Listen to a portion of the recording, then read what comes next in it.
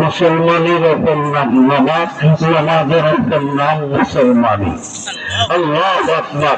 যদি মুসলমানি ঠিক রাখতে হয় 5 ওয়াক্ত নামাজ বা জামাত পড়তে হবে। আল্লাহু আল্লাহ। আপনারা জানেন বড় বড় 4টা মাযহাব, হাম্বলি মাযহাব, শাফি মাযহাব, মালিকি মাযহাব, হানাফি মাযহাব। হাম্বলি মাযহাবের ইমাম হইলেন ইমাম আহমদ ইবনে হাম্বল। ইমাম আহমদ ইবনে হাম্বল বলেন, এক ওয়াক্ত নামাজ যদি কেউ ইচ্ছাকৃতভাবে ছেড়ে দেয়, ইচ্ছাকৃতভাবে ছেড়ে দেওয়ার অর্থ নামাজের কথা স্মরণ আছে, পরে নাই, গাফলতি করে। এক ওয়াক্ত, শুধু এক ওয়াক্ত, এক ওয়াক্ত নামাজ যদি কেউ ইচ্ছাকৃতভাবে ছেড়ে দেয়, ইমাম আহমদ ইবনে হাম্বল বলেন, যদি এটা হাম্বলি মাযহাবের রাষ্ট্র হইত, হাম্বলি মাযহাব অনুযায়ী পরিচালনা হতো, তার বিচার ইউক্তালু কুফরা, সঙ্গে সঙ্গে তাকে কতল করা, যেহেতু সে কাফের হয়ে গিয়েছে। এক ওয়াক্ত নামাজ ছেড়ে দিলে সে কি হয়ে যায়? কাফের হয়ে যায়।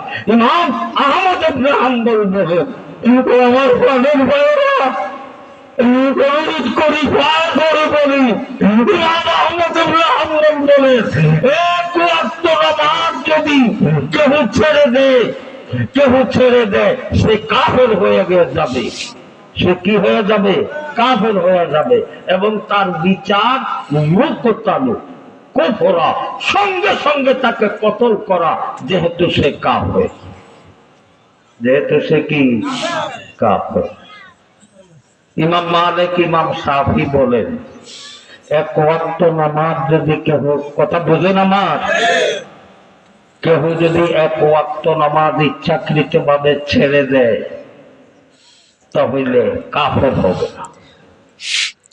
বাকি শরীয়তের বিচার, চুরি করলে হাতের কবজি পর্যন্ত কেটে দেওয়া, ঠিক না? ঠিক না? যদি আল্লাহু আকবার, চুরি করলে হাতের কবজি পর্যন্ত কাইটা দেওয়া। আর যদি সে জেনা করে, জেনা করিয়া ব্যক্তি, সে যদি শাদীশুদা হয়, বিবাহিতা হয়, কেমন, যে জেনা করছে সে যদি বিবাহিতা হয়, কোমর পর্যন্ত গাড়ায়া পাথর মারিয়া তাকে মেরে ফেলা, এটা শরীয়তের হুকুম না? হুকুম না? ইমাম শাফি, ইমাম মালিক রহমতুল্লাহ আলাইহি বলেন, এক ওয়াক্ত নামাজ সে কেন ইচ্ছাকৃতভাবে ছেড়ে দিল, তার বিচার সঙ্গে সঙ্গে তাকে কতল করা। কি কথা বুঝেন? সঙ্গে সঙ্গে তাকে কি করা? হত্যা করা, সঙ্গে সঙ্গে তাকে কতল করা, তার নাম নামাজ। আমাদের ইমাম, ইমাম আযম আবু হানিফা, বদি ইমামে বাসফা, আসরাজে উম্মতানে মুস্তাফা। ইমাম আযম আবু হানিফা রাহমাতুল্লাহ আলাইহি বলেন, এক ওয়াক্ত নামাজ যদি কেউ ইচ্ছাকৃতভাবে ছেড়ে দেয়, কয়েক, সে কাফের হবে না, তাকে কতল করতে